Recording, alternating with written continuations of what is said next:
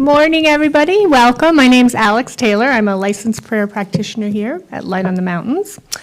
And let's take a moment. Good morning, live streamers out there, or afternoon or evening, whenever you're watching.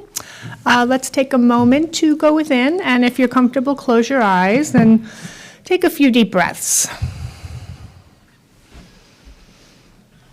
Just grounding yourself, ourselves, in the presence of love, a brand new morning, community, spirit.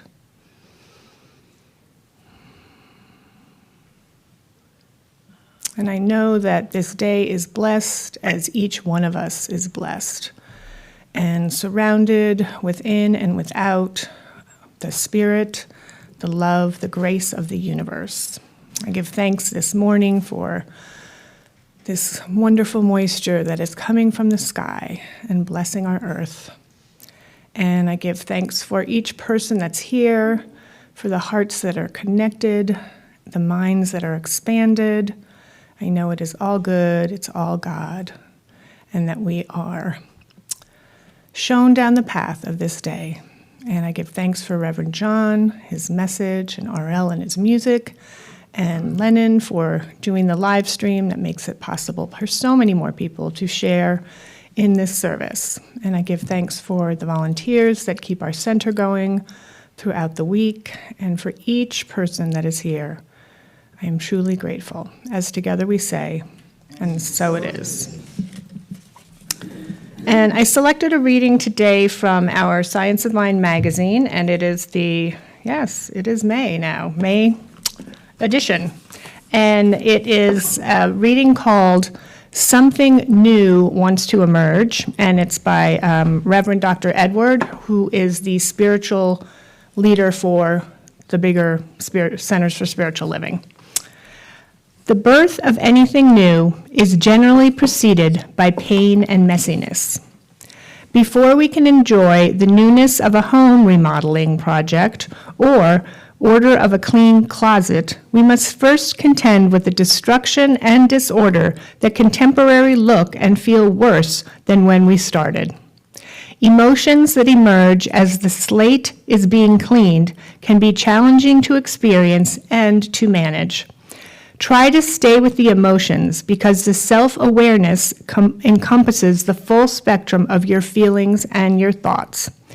Emotions are your inner GPS, letting you know something important is happening in you and should not be ignored. Have you ever prayed for a do-over, a second chance, a clean slate, only to have it happen and then find yourself confronted with a curious combination of exhilaration and terror? There's an allure to fill the blank page, the empty canvas, the open road, the freshly tilled soil. Nevertheless, hope and fear are sometimes both present in life transitions like parenthood, divorce, career change, moving, losses, and successes of all kinds. Whether we intentionally seek it out or it is thrust upon us, a clean slate offers us the opportunity to tap into the source of creation and discover its infinite potentiality. I find it helpful to stay with whatever emotions arise. Rather than brush them aside, I ask, as if talking to the emotions, what is it that I may learn? There are myriad ways of practicing inquiry and awakening to your spiritual magnificence. I invite you to allow yourself to indulge in whatever practice feeds your soul. Sacred service, nature, time with friends, music, creative endeavors, laughter, etc.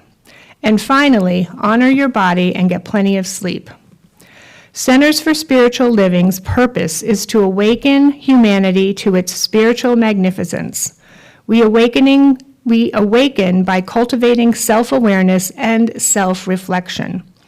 Consider establishing a routine of examining your emotions, asking what message a particular emotion has for you. Explore your thoughts and beliefs by asking yourself, where did this idea originate? Am I living in integrity with my values? Who would I be without or with this thought or behavior? These inquiries may create clarity and space in your consciousness for something brand new. And now we'll do this month's affirmation, which is on your insert. And it's actually April's affirmation, but we're going to we're going to continue with April because it's a wonderful one. So together we'll say. The affirmation is new. Oh, it is a new one. Oh, it just doesn't say May. Oh, excuse me, John. Excuse me, Reverend John. Okay, here's May's affirmation. I am a healing presence that recognizes love, wholeness, and perfection in all people and circumstances. Thank you. Thanks, Alex. Good morning, everyone. Battery had gone down. Good morning. You officially get extra points for coming on a slushy day like today. I probably would have stayed home if I didn't have to be up here, so you get lots of extra points. And very optimistically, we put the snowblower away this week. I'm not so sure if that was such a good idea. So, I graduated college in 1993 from Cal State Northridge. And at that point, I was like, oh, thank God I'll never have to go to school again. And I didn't know at that time, they say never say never. It's 1997, I entered the School of Ministry for a master's program, but at that point I thought I was scot-free. And I was trying to say, well, what are some of the options after graduating college? Pretty much there's a lot of different type of jobs that all you need is a degree and it doesn't even matter what it's in. And so I was just kind of exploring things a bit. And one of my degrees was in design. So I ended up, I got a position at a company that designed closets. And so part of my job was that I would go into people's homes and into their bedroom and look at what they had, the messes that they had, and like I said, they never cleaned up for me. I would be like crazy if someone was coming over. And draw plans and all that sort of thing, and it was great. And of course, it's interesting when I look at what are the commonalities in all the jobs that I've had. It's like dealing with people at a very intimate emotional level. Because when you're into someone's closets, it's a very intimate emotional level. It's like, oh, you didn't want to put that away? And so I was doing that at like 1995, and it was really a boom time for that industry because in 1994 was the the Northridge earthquake. And so if you watched the earthquake thing from the news, depending on where you lived, you'd see, of course, like freeways had collapsed and all that, and buildings had collapsed. But most people, their buildings were fine, but it caused a level of mayhem in their homes that you can't even imagine. So I had a very, very good friend at the time. They lived close to Northridge.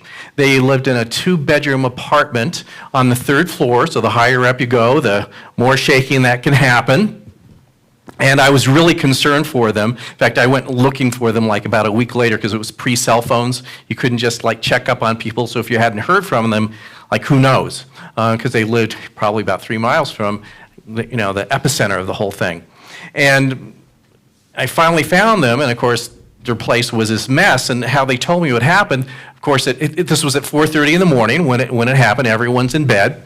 And first of all, if you grow up in Southern California, you know that you do not put anything within falling area of your bed. You don't put pictures up, you don't put bookcases for that moment, because you're there and this is what's happening. And of course, they're relating to me, sounding like bombs were going off in their home.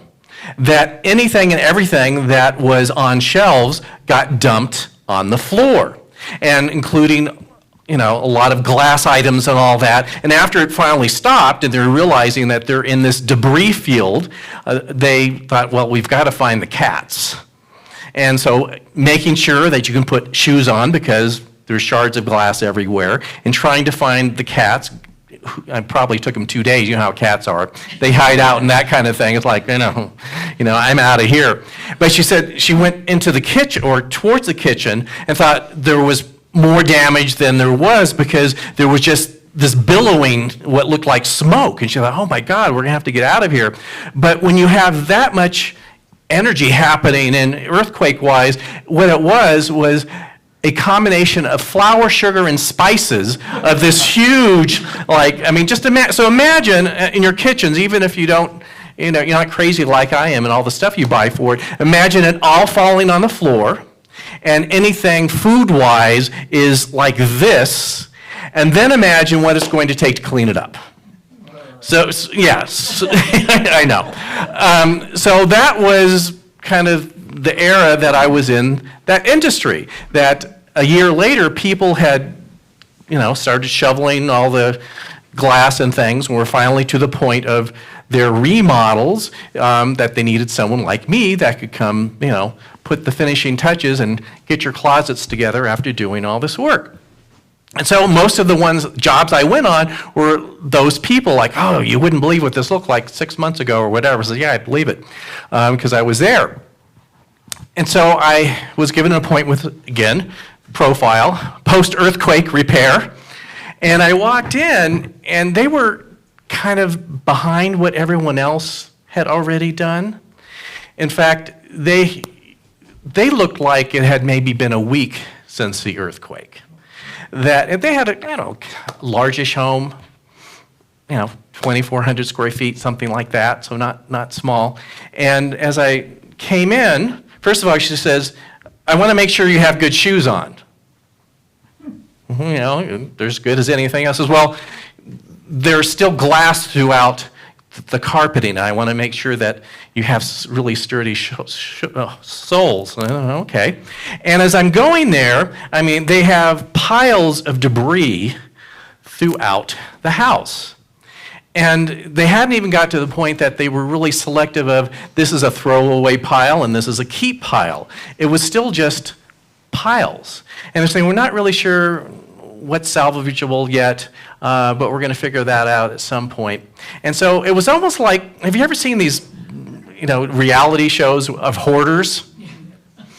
And you're having to navigate through, it's like a little maze of in the hoarder's home. Well, this was kind of how it was. There was piles everywhere. And the weird thing was that they were living there.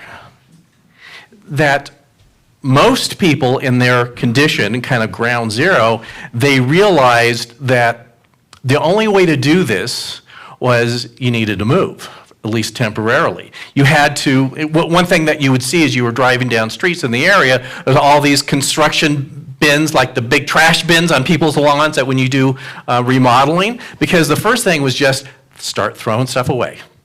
Just start, it's making you really nervous, Bob, isn't it? You got to throw stuff away. You just got to get rid of it. It's no good for anyone. You won't be able to use this in 20 years for a different purpose. It's just trash at this point. So, but they hadn't gotten to that point yet. And they were living there, and I felt so, badly for them because they were almost paralyzed. They didn't know what they should do, and I can understand that. You're kind of in this whole thing, and they were hoping that I could really help them. Well, first of all, half of the things that would go in their closets they need to throw away at this point anyway. And they didn't quite realize that, and again, this is not about closets at this point, as a family that's in distress and don't know what to do, and me trying to gently tell them that you're not ready for what I have to offer you yet. There's a series of events that need to happen before I come in. Basically, you're trying to ice the cake before you bake the cake. It just doesn't work that way. And then also to even think that we would have installers come in an area that's not safe for them, it just couldn't happen. And they were really disappointed, and I was disappointed for them. But like I said, I'll keep checking back with you, but basically you just got to clear this place out and then kind of bring it down to the flooring and tear up the carpets that have all the glass in it and see where you're going to go. So the reason why I'm going here is with some of the reading I've been doing this week, and just imagining those piles of debris in the home and getting in the way, and then a part of you starting to lose sight of the fact of how wrong that is. You know what I mean? It's just like, oh, they're just the piles that I go around now, and if I have kids or grandkids over, I just, rather than remove the pile, I just make sure they have good shoes on and run around the piles. And so really kind of the analogy there is how we so long to make parts of our life work, and we become oblivious to the piles of debris that are around. And in Science of Mind, Ernest Holmes, we refer to those, the analogy I look at, what we call false beliefs. Things, foundational ideas and beliefs that we build our lives upon, even though those beliefs not only are false, but they just aren't working. And we wonder how we get into similar situations, and again we have results that we would prefer not to have, and we're not quite clear on why that is, but it's like the foundational beliefs that are kind of dictating what that is. That in a sense we're building the house on sand, and the house is always going to fall down. So the same with this, like, why can't I get my house together? It's like, well, you need to get rid of those piles. Well, there's nothing wrong with those piles, are there? I've kind of gotten used to it now. And the same with these things that we call false beliefs. And beliefs are usually things around, it's not available for me. I'm not worthy of having a certain thing. I'm not smart enough to do whatever this thing is. That some idea that even though you have greater aspirations, that you always, even consciously or unconsciously, fall back on like, oh, that really isn't for me. So it's not about getting the big new thing you want, it's about what is my starting point. Another way to look at this, analogy-wise, in a book I've been reading with the group called I Am the Word, and they refer to these, I guess, debris field piles to boulders. And I like this analogy because to say that this false belief or debris field are like these boulders in your life. So imagine, again, in your living room, you had like a boulder this size. And you take, gee, I'd like to really maybe get a new couch or something. Like, oh, but I can't because I have this boulder here. Well, why don't you get rid of the boulder? Well, it's been there for such a long time. It's kind of heavy, and, I put a throw over it. And, it's got even like frill on it. I mean, it's a nice throw. I mean, and it kind of goes with the wallpaper. And if you got wallpaper at this point, you really know that you've got boulders. So you make allowances for it. Like, oh, the guests come over, what's with the boulder? Isn't that nice? Well, no, not really. But you just learn how to live with it. And we think, well, I should get rid of that someday, and maybe I'll even get a little ice pick and get off some pieces, and God, if I take a chunk off once a day, that boulder will be gone in 10 years. I mean, it'll be gone before you know it, sort of thing. And we have a tendency to do that. There's a part of us that knows that this shouldn't be in our living room, and at the same time, the thought of the work that it would take to remove it seems so daunting that we just kind of make do. So the question is, how do we get rid of them? Especially when we know that when we want to, when we're honest with ourselves, we know it's not working out well. And when we're really honest with ourselves, we could admit how this thing has gotten in the way of any number of great new directions in our life. But yet it still seems like, but I'm used to it. I've become accustomed to it. And again, I can put a new throw on at any time with the new living room stuff that I put in. So we just kind of do that weird bargaining within ourselves, realizing that, getting rid of that is kind of a big thing. And it can take a lot of effort in that there is a shift in consciousness from believing one way to another that can do a lot of upset. It can shake things up a bit within us.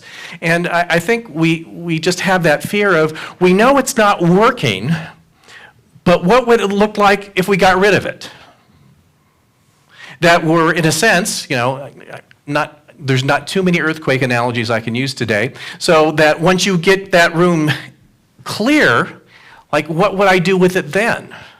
What I have isn't working, but I have it and I'm used to it. That's really kind of the dilemma here, because when we're faced with this idea of a clean slate, there's something really frightening about that. So think, yes, I want to let go, I want to release these things that are burdening me, but then what? That's why so many times that when we've kind of gotten rid of a few chips of that boulder and we go into some new directions, we have a way of kind of coming around and recreating it. Maybe it looks a little bit differently, but it's kind of the same, not because we're unteachable or can't let go of something, but as negative as something is, there's a comfort level with that. So just think of any time in your life, if there's a certain type of person that you always seem to know that didn't work out for you, and just when you deleted them from your contacts, someone else showed up that had the same profile. Have you ever kind of had that? It's like, oh, there you are again. That's because we haven't gotten rid of this, and there's a comfort level about it. I know what to expect from them. I know they'll not be nice to me. So I know how this works. So I'm just going to have it cycle back in my life again, because I know the parameters for that type of relationship. Instead of it being the scariness of completely voiding that out and having no idea what the boundaries of new relationships are going to be. Does that kind of make some sense? It's comfortable. We know it doesn't work, but it's comfortable. So that's part of the spiritual growth here, is to realize that putting the effort in is so much more worth it than just re-inviting back what appears to be comfortable. And we all do this. We do it sometimes consciously, but we all do it unconsciously. And there's nothing weird or outlandish about we all doing that, because we all do it. But it first starts with the idea of like, oh, that's what I'm doing. I mean, that's what I'm doing. Under this throw, there's a rock. And it really doesn't belong in my living room. So that's really the first insight. And not only that, just saying, I really think it's time to do some work to get this out of my living room. And that's actually a huge thing, because we've dressed it up for so long, we've kind of known it's been dysfunctional, and we've made excuses and all those things, but that kind of aha moment saying that as scary as it might be to have this empty space, I really think it's worth the effort to get rid of it. That's really a huge thing. And again, we all have done this in some form, large and small. So don't think you're the only one on your block that has done this. We all have these ridiculous things in our living room that we have told ourselves that we can just live with for a while. We all do that, so no guilt or shame or anything about spiritual growth. But there is that great moment when you entertain the idea of, oh, I don't have to do that anymore. And that starts to open the door. But then what do? Because you realize, I have no idea what life is like without that thing. I don't even know how to get there. What do I do? So I think sometimes we start a little bit too far down the road, like calling the closet company when you still have piles. It's like, that's a good thing for a few months from now, but maybe now you need to do some things that lead up to that. And one way to begin this process is through a process of the way that we look at as prayer. So, and one thing I wrote on my blog this week, we need to get away from what many of us have come to believe prayer is, which is, as Ernest Holmes says, prayer is not about convincing God of doing something or giving over his or her reluctance. Isn't that a lot of prayer we've been raised with? Like, somehow there is all this great stuff, and you have to make your case to God to get it. Just like we would make our case to our parents as kids to get stuff, remember? Like about once a year, my brother and sister and I, we would make the big case to go to Disneyland. And there was a lot of reluctance. But we were determined. So we knew that if we pled our case just in the right way, eventually, just to quiet us, they'd say, okay, we're going. Finally, for your yearly visit. But we look at prayer like that. It's like, I've got to work the system. I've got to ask for it in just the right way. Maybe if I annoy God so much, he'll just say, oh, God, please, just take it, just do it. It doesn't work that way. So again, prayer is about shifting our consciousness, not a consciousness elsewhere. And where we often start, again, we're a little bit too far down. Look at it, it's not time to call the closet company yet.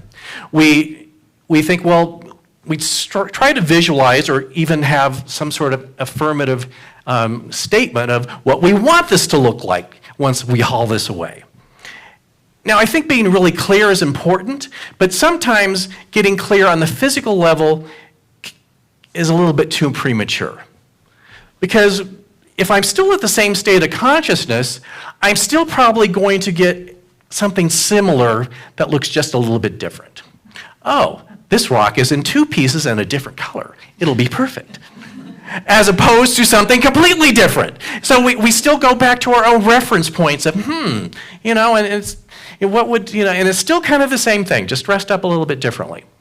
So where we need to start is with something that can begin to shift who we are inwardly and shift the energy level that we are vibrating on, and that's really what prayer is. It's about changing us and changing our level of receptivity that, in a sense, again, back to this whole rock thing, I'm vibrating at the level of the rock, and can I raise my consciousness where I care less about the rock? That makes any sense. It's like, it's not even an option anymore. It's like, what was I thinking for 20 years? Don't want this, get rid of it, let's let it go. So, how do we start that? Because that says, well, that sounds really woo-woo and weird, and do I have to go to Tibet for 10 months to do this? To raise the vibration. Doesn't that sound like really, big, like you're going to talk to your friends? I'm raising my vibration today. Yes, I'm elevating off my prayer cushion, and I can, barely stay off the ground. This is what I'm doing. And then your friends think you've really lost it at this point. But this is really what it is. So if you have ever learned our process of affirmative prayer, like my good students are doing right now, and we have some listed here, that I think I've already told you guys, is that the affirmation part of the thing that you think you really want is almost like the lost leader. It's like it almost doesn't matter at a certain level. That shifting your consciousness is not just getting a picture of what you think you want. It's about shifting your consciousness so that you will be amazed at what other things can come in your life that you couldn't even imagine. And the first step of this, which people first says, well, is that it? Can I get to the good stuff like the affirmation of what I want? Can I go shopping first? No. Go shopping later. The first thing is to realize, and we intellectually know this, but the point of this now is to bring it beyond the intellectual and bring it into how we embody and live our existence, is to know that the presence of Spirit or the divine or God is within everything. Or something to elevate that verbiage, since we're past Easter, the consciousness or the Christ or the knowingness that perfection is in all things is right where you are already. Now we think, okay, that sounds great, but can't we get to the stuff that I want yet? Because we're impatient. No, I really want a plan here to do something different. No. The most important place to be in shifting of your consciousness and raising what level of vibration and energy is to really embody and to know and become intimate with the fact that the presence of the divine is right where you are and in everything that you come in contact with. And here's like the weird thing, it's even in the rock we want to get rid of. Now, isn't that weird? Like, I want rid of this. How could it have the presence of the divine in it if I want to get rid of it? I don't know, it just does. The whole point is it's all God stuff, and we just need to figure out what is the right combination of God stuff for you right now in your life. The God stuff may be in there, but obviously it hasn't worked out too well for you. So it's time to get rid of it. And the part of that is that, I didn't say, what you resist persists. It's like, oh my God, if I could only get rid of this rock, that's every thought you have, it's not going anywhere. It really isn't. We've been trying that forever. I really need to get rid of this thing, or this type of this person, or this type of this job, and you keep going back for more. We start to see that as maybe not a good thing it has been for me to have this here. The presence of Spirit and the divine is as equally present here as it is in anywhere else. Is equally present there as in the thing that I aspire to have in my life that sounds amazing and wonderful. There is no degrees of the divine in things. It is fully present everywhere. And that is actually the only way that we can release that, to know that it's full of the divine and it's just not for me. As opposed to it's this most terrible thing that I have to do all sorts of things to get it out the door. So when you start embodying that idea, you actually do in consciousness start to vibrate at a different level. And we always attract that at the level that we are.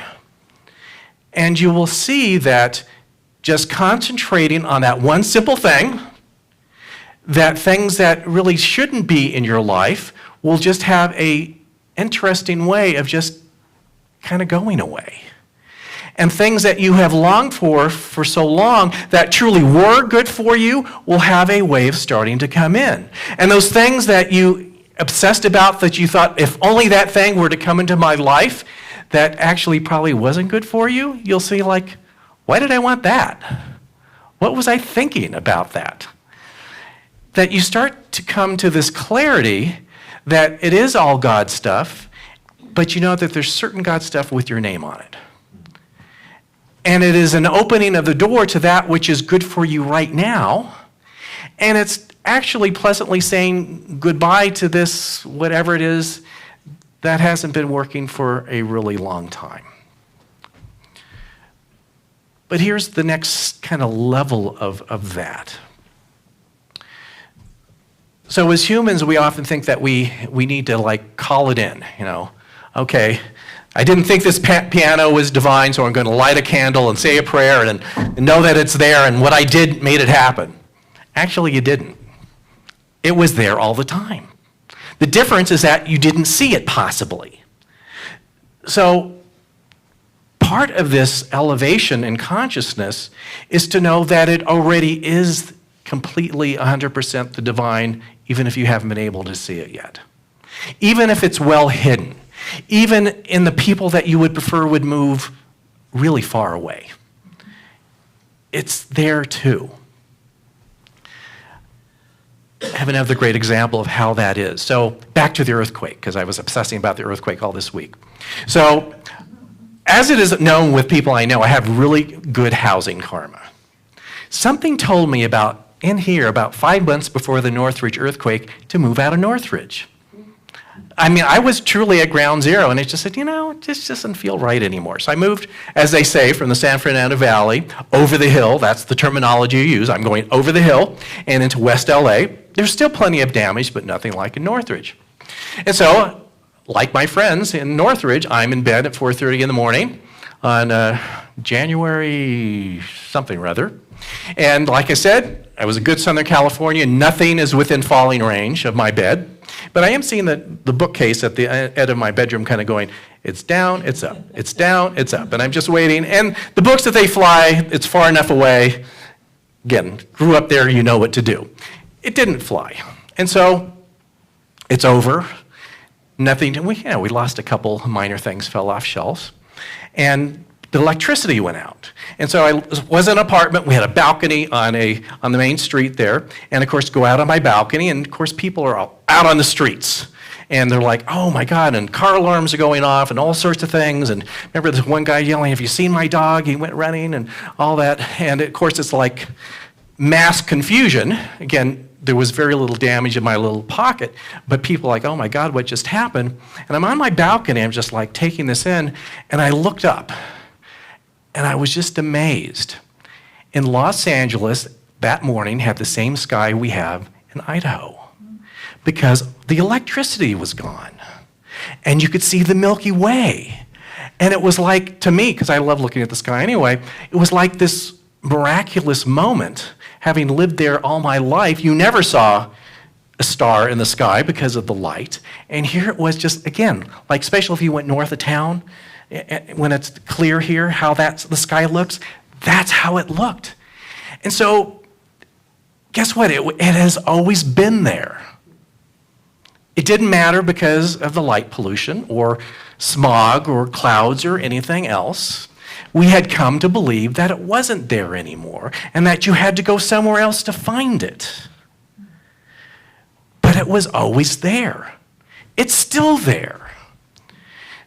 So if you're having trouble having a sense of seeing the presence of the divine right where you are in the situation that you want to be so done and over with, it's there. You don't have to create it. You just have to, in some way, uncover it. It's there. So if you can even keep that analogy, it's like it was there all the time. And it had been for millennia, and it just been, the last 100 years that we went into electric lights, that suddenly we came to believe that it wasn't there. It was always there. So if you were especially in a time of your life, it's like, I think the last 2 years have been kind of like an earthquake thing, of like shaking everything up and wondering what are we supposed to be doing with our lives and what form should our lives be taking, and to really convince ourselves that some of the things we truly need, not as only as individuals, but as a people, just isn't there. It's actually there. And that the way that we are going to get through this period of history, not only in our personal lives, but in the lives of our country and the world, is to not just invite the presence of the divine, but to realize it's been waiting on us forever to just recognize that it's there. It's like, are you going to see me yet? I'm here. I'm here. All you have to do is recognize me to be able to kind of key into me. So if you're wondering how to get rid of this, how to move your life forward in a different way, if you're feeling burdened by what's going on in the world and things like COVID, rather than to try to get the perfect affirmation, where you start is what you seek is already right there. And to live that truth, to make room for that truth. And here's one thing that we'll end with to notice when you're doing that. As you start to do that, and at first it's going to feel disingenuous, like, John's crazy, telling me all this stuff, it doesn't work. But stay with, even in your most difficult situations, to say, the presence of the divine is right where I am, and in that person with whom I just can't see it right now, it's there. I can't see it, but it's there. Notice, after regularly doing that, how you physically and emotionally feel in those moments. At first, you're going to say, there's no difference. But if you stay with it, you will notice that there is an elevated feeling. That even if there is something distressful in front of you, there is a sense that it can work out in some weird way that you can't see. That if you are presented with a difficult situation, you'll begin to see that even though you obviously need to be active in this situation, that at the same time you're kind of elevated within this situation in a way that you weren't before. So it is something so simple yet life-changing that you can begin to do today, before you leave this room, when you go out to brunch. Just work with it. Commit to work with it for just even a week. Let me know how it comes out. So let's just go with it, and let's start this right now. So we're going to send ourselves off today with this idea to know that regardless of what we see in the world, what we see in our own home, what we see in our communities, as distressful as some of these things might be, that we know absolutely that the presence of the divine is right where we are, that we are totally grounded into that truth, that we know that we don't need to invite it in, that we just need to recognize that it's been there all the time. And we make it our best friend and companion. That wherever we go, we recognize its presence. In that which we judge as good and fun and amazing, we acknowledge its presence. In that which we come in contact with that is distressful and disturbing and challenging, we still recognize its presence right there. We don't allow the circumstances to change our recognition. We just recognize it. And we know that as we do so, we create a place where that which needs and should be in our life has room. And that which we no longer need makes its exit. Because the presence of the divine calls to it perfect form all the time. And we just allow that to happen with us and our lives and the world. So that is our only job. And since that is our only job, we stop there for a moment and we give thanks. We give thanks for it, in a sense, being so easy to understand. We give thanks. And as we give thanks, we let so many things go.